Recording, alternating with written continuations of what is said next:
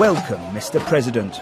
After a bitterly disputed election, some clashes outside the Parliament building were always likely to mark Mr. Peña Nieto's inauguration. At least one protester was gravely injured in the skirmishes with police, who used tear gas and water cannon to disperse the demonstrators. Inside the building, however, the handover of power couldn't have been more orderly. The outgoing leader, Felipe Calderón, passed on the baton to his successor, President Enrique Pena Nieto, who will now lead one of the biggest economies in the world for the next 6 years.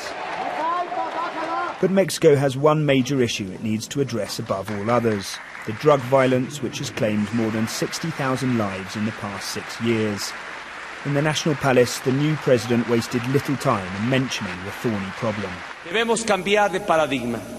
We need to change the paradigm and understand that there won't be security while there is no justice. In the Mexico of the future, there will be justice and inclusion that will form the basis of a wider social pact.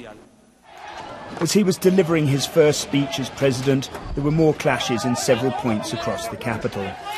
Further evidence, if any were needed, that many voters fundamentally reject the return to a party they see as authoritarian and tainted by its past human rights record.